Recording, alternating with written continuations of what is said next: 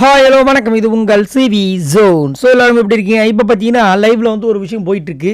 இந்த விஷயத்தை பார்க்கும்போது அப்பா காது வலிக்குதுப்பா, ஏன்யா அப்படின்ற மாதிரி இருக்குது. யார் அப்படின்னு பார்த்தீங்கன்னா நம்ம ஃபேட்மேன் ரவீந்தர்.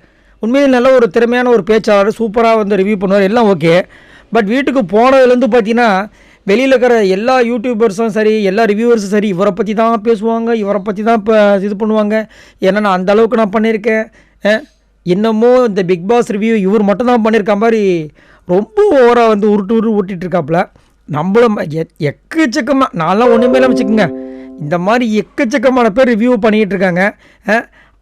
இவர் மட்டும்தான் பண்ணுற மாதிரி நேற்று வந்து விஜய் சேதுபதி அவர்கள் முன்னாடி வந்துட்டு நான் வந்து நிறைய பேரை ரிவ்யூ பண்ணியிருக்கேன், என்னை வச்சு செய்வாங்க, அதெல்லாம் நான் கண்டுக்க மாட்டேன். அவருக்கு உள்ளுக்குள்ளே ஒரு பயமும் இருக்குது. அது வந்து நேற்று சொல்லும்போது நம்ம விஜய் சேதுபதி அவர்களே சொன்னாங்க. கரெக்டாக அந்த உங்களோட ஏவி பார்க்கும்போது தெரிஞ்சிச்சு, நீங்கள் செம்ம ஸ்ட்ராட்டஜியாக வந்துட்டு அதில் சொல்லியிருக்கீங்க அப்படின்னு. என்னென்னா ரிவ்யூ பண்ணும்போது நம்ம எவ்வளோ பேச்சு பேசுகிறோம், அதேமாதிரி அவங்கள ரிவ்யூ பண்ணும்போது அதை அக்செப்ட் பண்ணிக்கணும்.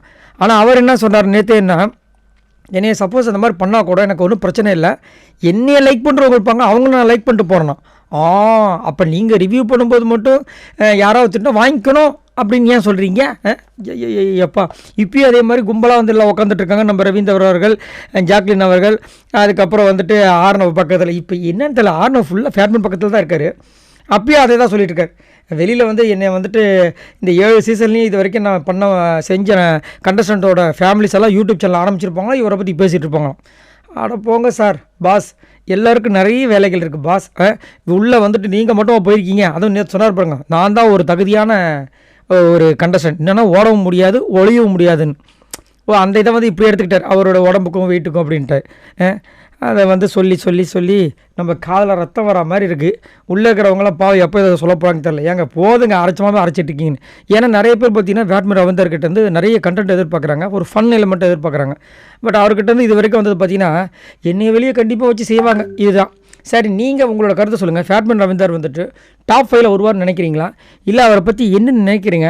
முதல்ல இந்த பிக் பாஸ் வீட்டுக்கு அவர் ஃபிட்டான ஒரு அப்போசனா? என்ன கேட்டிங்கன்னா ஃபிட்டு கிடையாதுன்றதான் என்னோடய கருத்து. ஏன்னா ஒரு ரிவ்யூ ஓகே, பட் இங்கே வந்துட்டு பார்த்தீங்கன்னா எல்லாமே இலசுகளாக இருக்குது. டாஸ்க்னு வச்சா அப்படி இப்படின்னு போனோம். இவர் நேற்று பார்த்தீங்கன்னா நடந்து வரதே வந்து மூச்சு வாங்குற மாதிரி இருந்துச்சு, ரொம்ப வருத்தமாக இருந்துச்சு. எப்படி போய் இவர் வந்து டஃப் கொடுக்க போகிறான்னு ஒன்றுமே புரியலையே. வெறும் பேச்சை மட்டுமே வச்சு போக முடியுமா? ஏன்னா விக்ரம் சீசன் 6 ஸோ 2ஆக வந்தார். அவரை வந்துட்டு வெறும் பேச்சுன்னு சொல்லிட்டு அவருமே ஓரளவுக்கு பண்ணார். அப்படி தான் வந்து எல்லாருமே வந்துட்டு வச்சு செஞ்சாங்க. இப்போ இவர் என்ன பண்ண போகிறான்றதுன்னு தெரியல. சரி, உங்களோட கருத்தை சொல்லுங்கள் பாய் நண்பர்களே.